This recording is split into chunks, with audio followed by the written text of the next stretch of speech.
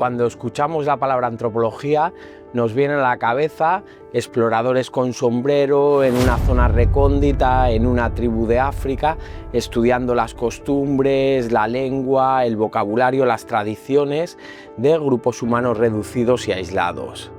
Pero rara vez nos preguntamos qué papel tuvo la antropología en la construcción del mundo moderno. ¿O de dónde viene esta necesidad de conocer al otro? Y menos aún nos preguntamos qué relación tuvo la antropología con el poder, el colonialismo y el racismo. Hoy vamos a sumergirnos en este vídeo explicativo, este vídeo formato clase, en el nacimiento de la antropología. No como un ejercicio puramente académico, sino como una forma de ver el mundo. Y veremos cómo esta forma de ver el mundo, a pesar de vestirse de científica y racional, no era una forma neutra, era una forma que estaba marcada por la visión del contexto de la época, que es el contexto de finales del siglo XIX. La antropología nació ligada a los intereses coloniales imperiales de Occidente, de las naciones europeas, y uno de sus papeles fundamentales que jugó fue la justificación en muchas ocasiones del colonialismo europeo.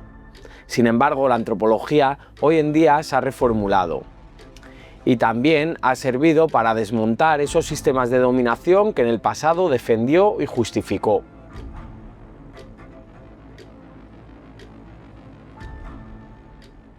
La antropología es la ciencia que estudia al ser humano en todas sus dimensiones, biológica, social, cultural, lingüística. La antropología como ciencia nace en el siglo XIX. Sin embargo, desde la antigüedad, filósofos como Heródoto o Aristóteles observaron y describieron costumbres y modos de vida de diferentes pueblos.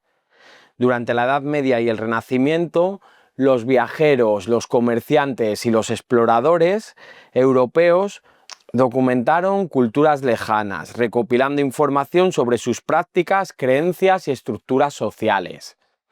En el caso de España, de los conquistadores españoles y los misioneros, además de someter a los pueblos indígenas, registraron sus lenguas, sus tradiciones y formas de vida en sus crónicas, que están cargadas de un gran sesgo colonial, pero que han servido como testimonio indispensable para comprender las culturas originarias de América. Estos textos hay que analizarlos y verlos y leerlos siempre desde un punto de vista bastante crítico. Sin embargo, estas observaciones eran generalmente anecdóticas y no buscaban un sistema de análisis que permitiera entender el funcionamiento de estas culturas con las que habían contactado. En muchas ocasiones, en el caso español, gran parte de la documentación que tenemos sobre cómo vivían los pueblos indígenas, los pueblos americanos, vienen de religiosos o de las crónicas de los mismos conquistadores.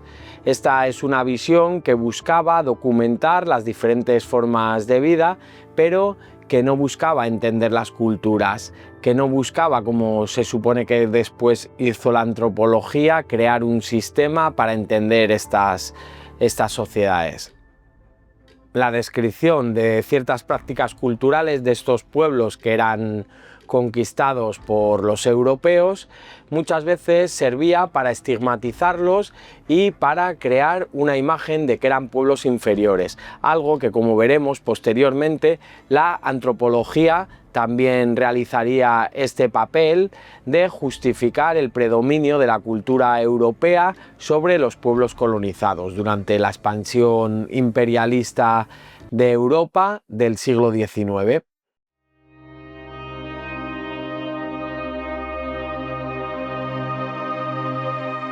En el siglo XIX se desarrolló un nuevo modelo de imperialismo. Sus protagonistas fueron primero Francia y Reino Unido y más tarde el resto de países industrializados.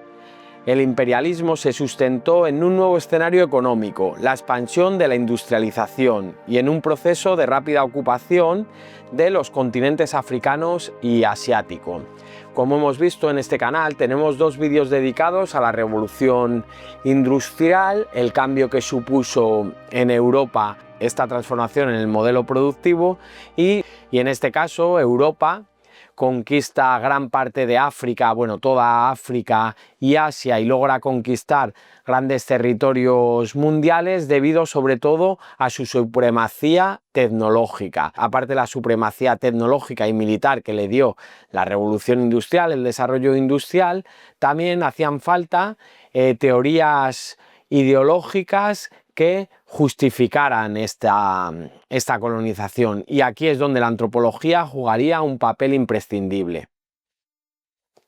Las potencias imperialistas conquistaron o anexionaron la mayor parte del mundo, mientras que en 1800, y esto es bastante importante, el 35% de las tierras del planeta dependían de Europa y Estados Unidos. En 1914 este porcentaje llega al 84%, o sea, en 1914 el 84% de la superficie terrestre dependía de los países occidentales. La expansión imperialista de finales del siglo XIX, como hemos dicho antes, estuvo estrechamente vinculada a la Segunda Revolución Industrial, que fue un periodo caracterizado por avances tecnológicos y productivos que potenciaron la capacidad económica y militar de Europa. Este auge industrial generó una demanda creciente de materias primas, mercados y manos de obra, impulsando la conquista y la colonización de los territorios de África, Asia y Oceanía. Se podía decir que en esta época Europa era el dueño del mundo.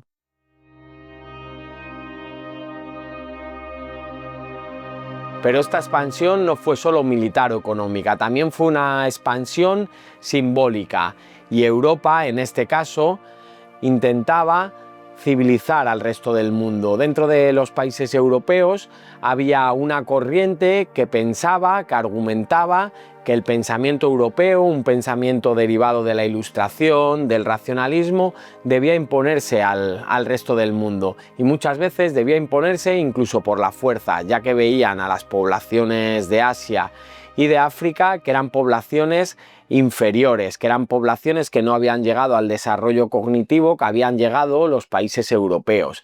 Y de esta manera, en este caso, aquí la antropología ligada a las teorías del darwinismo social justificarían la inferioridad de los pueblos indígenas, de los pueblos africanos, de las diferentes tribus que había en África, de los diferentes territorios asiáticos, frente a los europeos que habían descubierto la luz, que habían descubierto la razón, que habían descubierto la ciencia. La antropología en este caso nació como parte de un entramado colonial, como una herramienta para clasificar a los pueblos colonizados, entender sus costumbres y justificar su dominación. No es casual que las primeras grandes instituciones antropológicas se desarrollaran principalmente en los países colonizadores. Instituciones como el Royal Anthropological Institute en Londres y el Museo del Hombre en Francia formaban parte de este proyecto imperial. Financiaban expediciones, publicaban informes sobre los pueblos colonizados y colaboraron con los gobiernos en tareas de administración, planificación y asimilación cultural. En este caso, los antropólogos muchas veces iban incluso en las misiones militares, en las misiones de conquistas, y en gran parte se necesitaba los conocimientos de los antropólogos que habían documentado las costumbres de los pueblos para que estos pueblos aceptaran la conquista.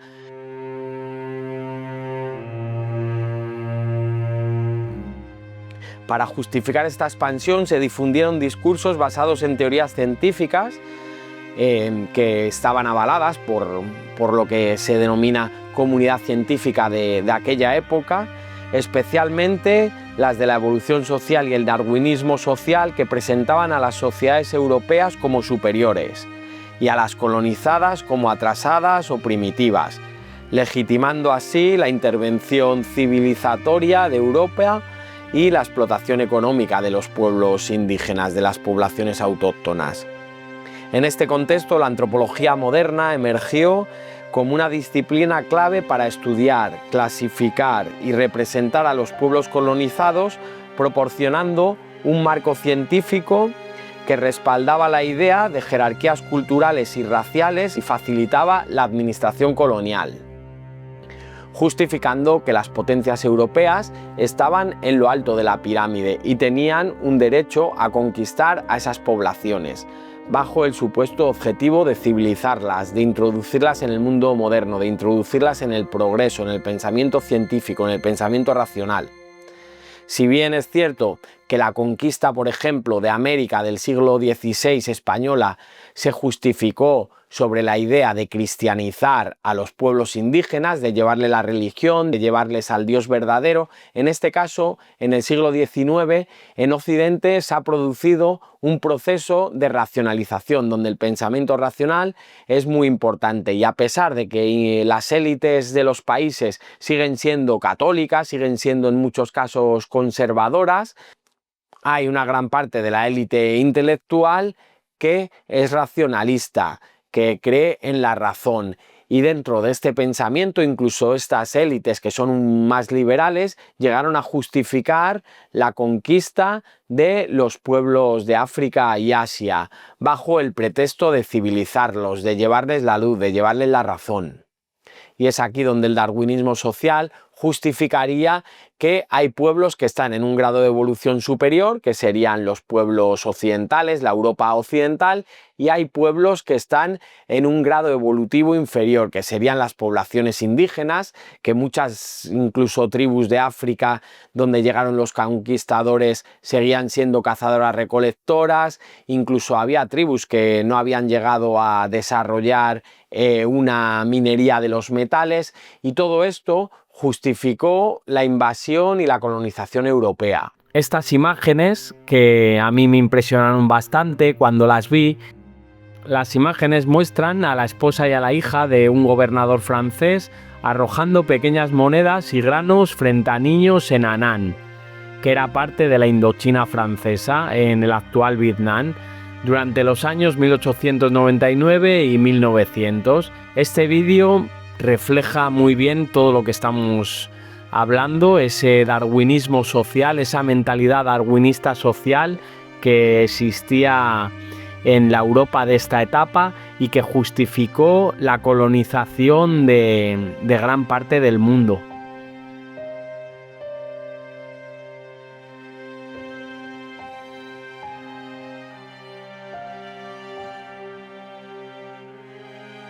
Un ejemplo concreto de esta colaboración fue el de James George Fraser, autor de La Rama Dorada, cuya obra se convirtió en una lectura obligada para los administradores coloniales británicos. Fraser no trabajó directamente con las autoridades, pero su pensamiento influyó en la mentalidad colonial. Fraser propuso un esquema evolutivo de la cultura humana. Para Fraser, la magia sería la etapa más primitiva, donde los humanos intentaban controlar la naturaleza mediante rituales y encantamientos. Y posteriormente a la etapa mágica vendría la etapa religiosa, la religión, que es una evolución de la magia, donde los humanos comienzan ya a creer en fuerzas sobrenaturales o dioses que gobiernan la naturaleza y la vida humana. Y por último estaría la ciencia, que es la etapa para Fraser evolutivamente más avanzada, que está basada en la observación y la explicación racional de los fenómenos naturales, reemplazando gradualmente a la religión. Dentro de este esquema evolutivo de sociedades que estaban en la magia, sociedades que están en la religión y sociedades que estaban en la ciencia, Fraser estableció que las culturas que estaban en la magia eran culturas inferiores, eran culturas que no habían llegado al grado de desarrollo cultural de la ciencia. Estas ideas en su día justificaron la colonización. Sin embargo, posteriormente hablaremos sobre esta visión, ya que, por ejemplo, en mi pensamiento, en cómo pienso yo, es cierto que la ciencia es la forma de analizar la realidad con todos los matices, la forma de analizar la realidad que se acerca más a la verdad que hemos creado los seres humanos. Y para mí, aunque por ejemplo en algunos contextos la magia o la religión puedan ser incluso más adaptativos que la ciencia, sí que abogo por la extensión del pensamiento científico, del método científico, y pienso que el pensamiento científico, ha logrado pues ciertos estándares de calidad de vida en los humanos, el conocimiento de nuestros procesos naturales, de nuestros procesos biológicos, de entender de una manera aproximada cómo funciona el mundo. O sea que en parte creo que el análisis de Fraser no andaba muy desencaminado, porque es verdad que la evolución cultural de las sociedades ha tendido en un principio, necesitamos pues explicaciones a los fenómenos naturales, a los fenómenos sociales, y esta explicación pues parte de la magia en unos inicios sociales. ¿Por qué? Pues porque igual no hay los instrumentos, no hay los mecanismos o no hay el de desarrollo social y muchas veces tecnológico que nos permite dar explicaciones racionales o que se aproximen a la verdad de fenómenos naturales. Por ejemplo, hace 4.000 años, hace 5.000 años, para explicar la lluvia, pues una creencia pues era atribuirla a los dioses, atribuirla incluso en algunas sociedades pues a factores mágicos. ¿Por qué? Pues porque no había los instrumentos que tenemos hoy en día. Hoy en día podemos ver cómo funciona el ciclo del agua, cómo se forman las lluvias. Tenemos la tecnología que nos permite ver esos procesos, incluso replicarlos en laboratorio. Pero en culturas donde no se ha llegado a ese desarrollo tecnológico, pues las explicaciones mágicas o las explicaciones religiosas son adaptativas. Sé que este es un tema polémico y que parece que justifica en cierta medida el pensamiento darwinista social, que en parte criticaremos en este vídeo, y es un tema que yo tampoco tengo muy claro. Por una parte creo en el pensamiento racional, soy un firme defensor del racionalismo, creo que es una cosa que por ejemplo el movimiento obrero difundió mucho, dio paso a un pensamiento racional que rompiera con el pensamiento religioso y con el poder de la Iglesia. Sin embargo, también soy consciente que esta manera racional de entender el mundo ha sido una manera que, unida al capitalismo y a otros sistemas productivos, porque también en sistemas comunistas se unió el modelo económico a la ciencia, han dado lugar a una crisis ecológica o a una manera de entender el mundo que está en parte agotando ciertos recursos naturales y dificultando pues la continuidad de algunos ecosistemas. Bueno, y después de este pequeño paréntesis, de esta pequeña reflexión individual, volvemos al vídeo.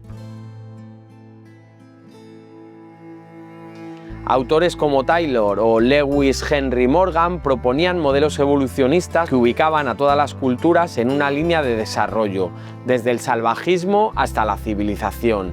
Hicieron lo mismo que Fraser, pero en este caso, en vez de basado en las creencias, era en los estados de desarrollo cultural que tenían las sociedades, que estas evolucionarían desde el estado salvaje, de las tribus primitivas cazadoras-recolectoras, hasta el estado civilizado. Esta visión estaba influenciada por el darwinismo y la teoría de la evolución, y trasladaba al ámbito social y cultural la idea de un progreso lineal y jerárquico. Esta no era una mirada inocente, colocaba a las sociedades europeas en la cúspide del desarrollo humano y relegaba a los demás a estadios inferiores. En este contexto, la antropología jugó un papel clave como herramienta de justificación del imperialismo al presentar la expansión colonial como parte de una supuesta misión civilizatoria.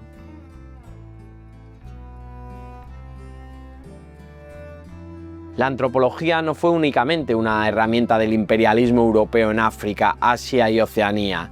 También jugó un papel clave en la expansión interna, por ejemplo, de Estados Unidos sobre los pueblos indígenas del norte. En ambos casos, el conocimiento antropológico fue utilizado para clasificar, jerarquizar y, en última instancia, justificar la dominación de sociedades consideradas primitivas por potencias industrializadas. Así como Francia y el Reino Unido empleaban estudios etnográficos para gobernar mejor sus colonias, Estados Unidos utilizó teorías evolucionistas como la de Henry Morgan para presentar la conquista del oeste como un paso natural en la progresión hacia la civilización. Y aquí veremos el caso de Morgan en Estados Unidos. Entre 1855 y 1862, Morgan realizó 4 expediciones a territorios del oeste del río Mississippi, donde recopiló información sobre los sistemas de parentesco de diversas tribus indígenas. Durante estos viajes entrevistó a misioneros, maestros, comerciantes, agentes gubernamentales y capitanes de barco, verificando los datos obtenidos de sus conversaciones con miembros de distintas reservas indígenas. Además, envió cuestionarios a misioneros y agentes gubernamentales en todo el mundo para comprender cómo otras culturas no europeas determinaban el parentesco. Morgan se dedicó sobre todo al estudio del parentesco.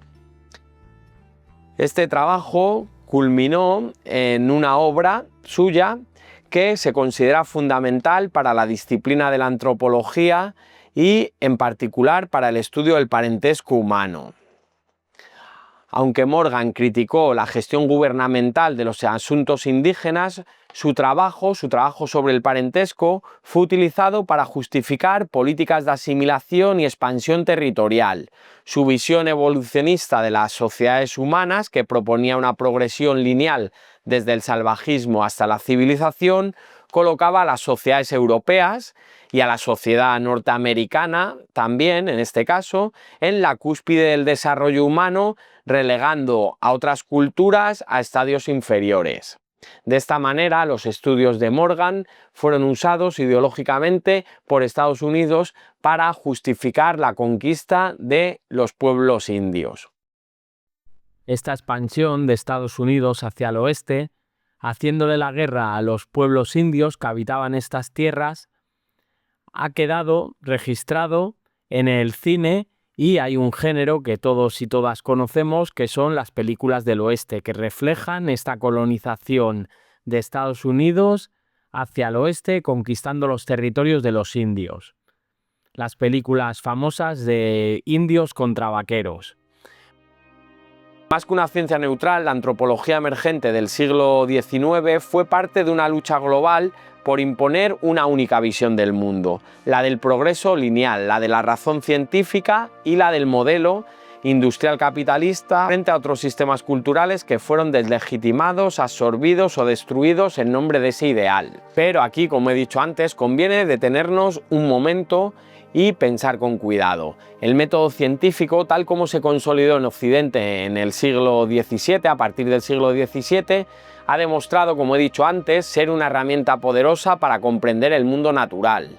Sus resultados son reproducibles y contrastables y han permitido avances enormes en campos como la medicina, la biología o la física. Sería difícil, falso y quizás imprudente negar su eficacia cuando se dan las condiciones adecuadas para su desarrollo.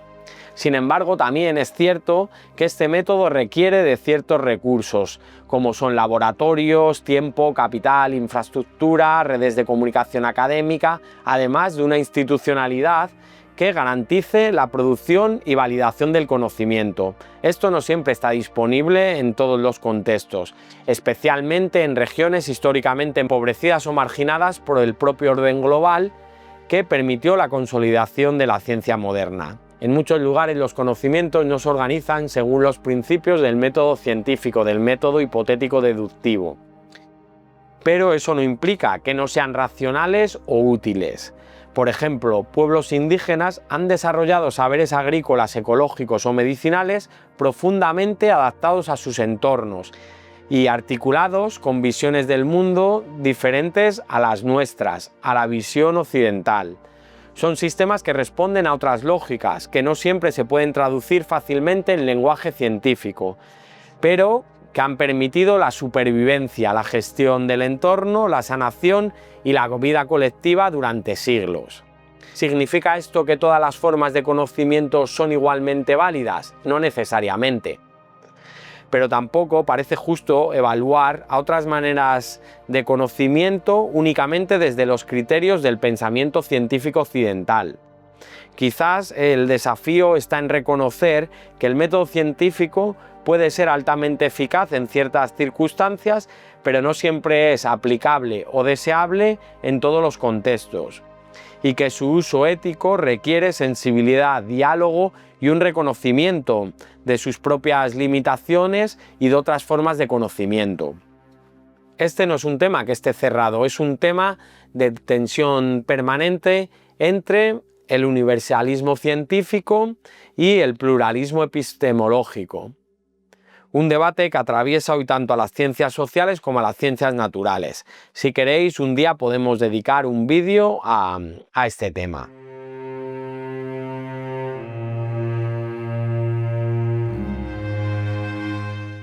Figuras como Mary Kingsley en África Occidental o Charles Seligman en Sudán no solo recolectaron datos etnográficos, sino que colaboraron con las administraciones coloniales y los misioneros, legitimando la idea de que los pueblos africanos representaban etapas primitivas de la humanidad.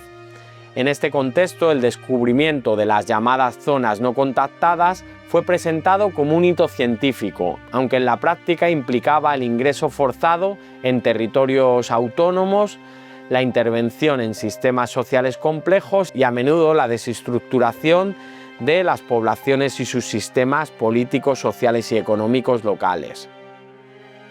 El trabajo de Seligman clasificaba las poblaciones del continente según criterios raciales, ubicando a los pueblos jamíticos de África como portadores de civilización, en contraste con otros grupos supuestamente estáticos o primitivos. Los pueblos jamíticos eran los pueblos del norte y del noreste de África, y para Seligman estos pueblos estaban en un punto intermedio entre los negros africanos, que eran primitivos, y los blancos europeos, que eran civilizados. Los pueblos jamíticos estarían en un grado de desarrollo cultural intermedio. Entonces, para Seligman, estos pueblos debían estar en la cúspide de la pirámide evolutiva y social de África. Esta narrativa sirvió para justificar jerarquías coloniales y políticas de dominación. De manera similar, los informes etnográficos producidos por los antropólogos británicos fueron utilizados para elaborar estrategias de control indirecto, adaptando la administración a los sistemas tradicionales de jefatura para reforzar de esta manera la autoridad imperial. Por tanto, los descubrimientos antropológicos en zonas no contactadas no fueron meros encuentros culturales, sino fueron actos de inserción forzada en redes de poder colonial, donde el saber producido no solo describía, sino que también clasificaba, ordenaba y subordinaba. Así, la antropología temprana, la naciente ciencia antropológica, formó parte del entramado global que sostenía la expansión colonial europea y el imperialismo, dando paso a episodios tan tristes como el genocidio en el Congo belga. Durante gran parte del siglo XIX, vastas regiones del África interior, especialmente de la cuenca del Congo y la costa occidental, habían sido conocidas entre los europeos como la tumba del hombre blanco. No era un apodo metafórico. La combinación de enfermedades tropicales como la malaria, el calor extremo y la falta de inmunidad provocaba altísimas tasas de mortalidad entre exploradores, soldados y misioneros. Esta barrera natural retrasó la colonización directa del África central, haciendo que durante décadas estas tierras permanecieran relativamente inaccesibles. Irónicamente, fue precisamente este desconocimiento y temor lo que alimentó una visión profundamente exotizante del continente africano.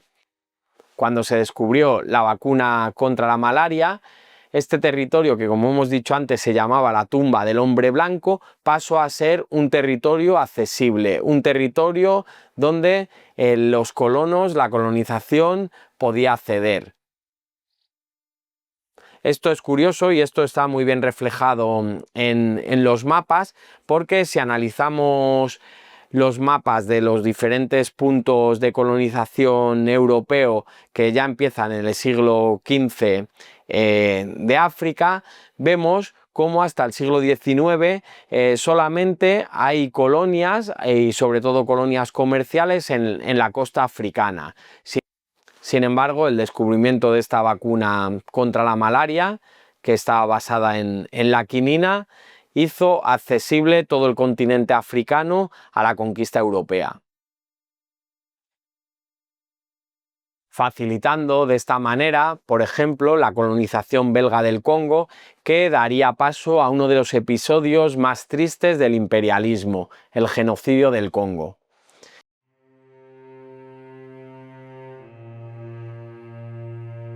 El genocidio en el Congo belga, ocurrido principalmente durante la administración personal del rey Leopoldo II entre 1885 y 1908, es considerado uno de los crímenes coloniales más atroces de la historia moderna. Durante este periodo se estima que entre 8 y 10 millones de congoleños fueron asesinados de manera brutal por las autoridades belgas.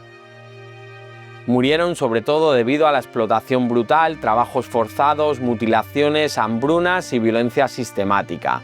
La extracción masiva de caucho, que el caucho en esta época era un material muy importante para la segunda revolución industrial, porque por ejemplo con el caucho se hacían las ruedas de los coches, y estamos en plena segunda revolución industrial donde el motor de combustión, el motor ha sido inventado y comienzan a elaborarse los primeros autos.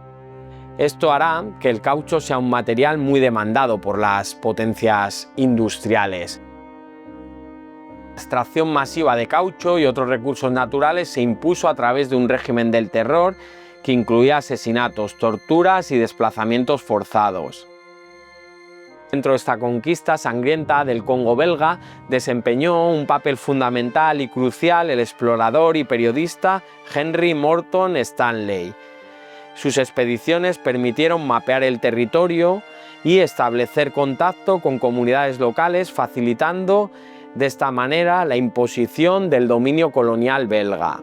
La información recopilada por Stanley fue utilizada para estructurar un sistema de control basado en la coerción y el trabajo forzado. Su labor facilitó la creación de una administración colonial que implementó un régimen de terror donde la antropología y el conocimiento etnográfico se instrumentalizaron para dividir, controlar y explotar a la población congoleña.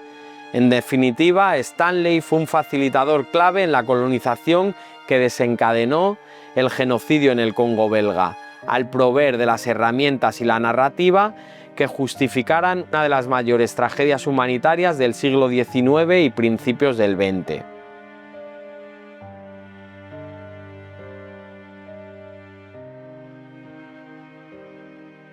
Dentro de la antropología, una de las herramientas que tienen los antropólogos para analizar las sociedades es el trabajo de campo. Y dentro del trabajo de campo, uno de los principales teóricos de la antropología fue Malinowski.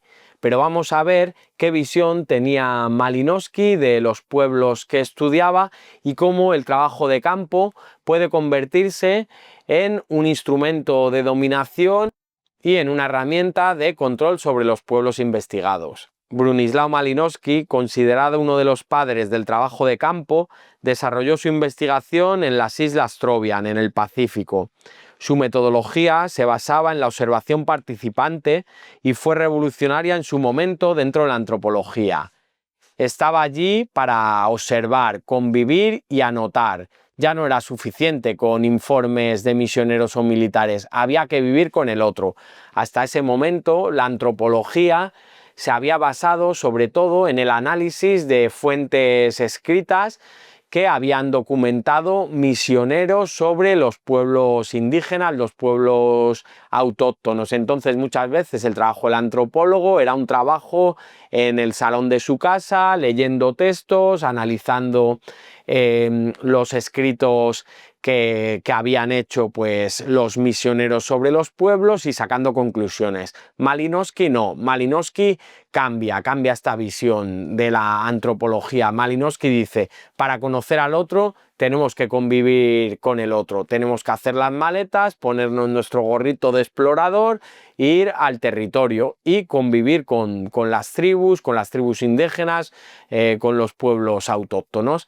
Y es de esta manera que Malinowski crea la teoría de la observación participante, que es solo mediante la observación y participar en en la vida diaria del grupo a estudiar, podemos llegar a conocer a esa sociedad. Y esto es el imaginario típico del antropólogo que llega a una tribu de África remota y se instala en una cabaña con los indígenas para estudiarlos. Esto es el cambio metodológico que hizo Malinowski. Para Malinowski, para conocer al otro, había que vivir con el otro, pero también es revelador leer sus diarios personales, donde sus diarios personales, que se han visto a posteriori, estaban llenos de comentarios racistas y despectivos hacia las personas que estudiaba. Esto muestra una tensión central de cómo, aunque la antropología buscara entender al otro, lo hacía desde una posición de poder. El antropólogo está criado en una cultura y vemos aquí cómo incluso Malinowski, que se supone que tenía un cierto interés en conocer al otro, pues interiormente siente un sentimiento de superioridad frente a los pueblos que va a estudiar, y esto lo deja reflejado en sus notas en sus diarios personales, donde se refiere a los indígenas como por ejemplo con frases como me siento como un perro sucio, miserable, solitario entre todos estos salvajes. También llega a decir la mente del negro es como la mente de un niño. Es difícil desligar al investigador, que es uno de los problemas que tiene la antropología, de la cultura en la que se ha criado. Y en este caso Malinowski estaba criado o fue sociabilizado dentro de la cultura científica occidental, y estos comentarios donde situaba a los autóctonos, a los indígenas como inferiores, pues dentro de Malinowski había calado el pensamiento del darwinismo social, que situaba a la Europa occidental racional, a esas élites intelectuales superiores intelectualmente y culturalmente a los pueblos indígenas, a los pueblos que Malinowski fue a estudiar.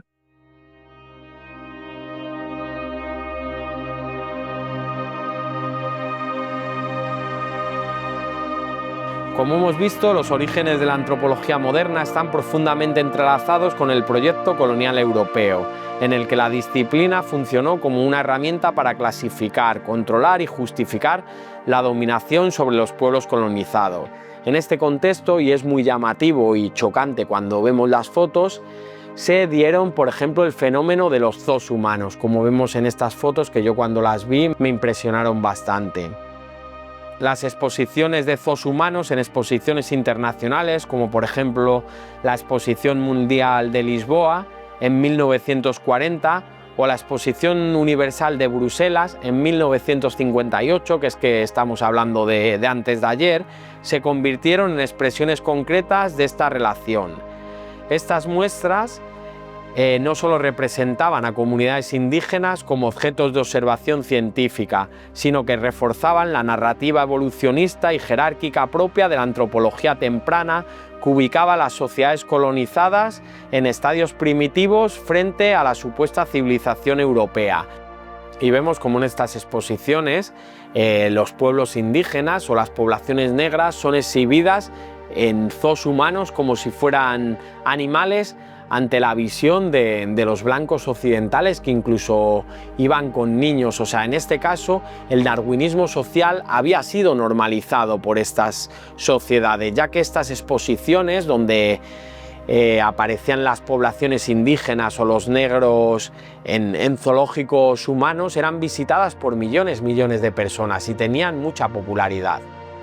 Por ejemplo, aquí en Cataluña tenemos el caso del negro de Banyolas, que era la exhibición del cuerpo momificado en un museo de un hombre africano.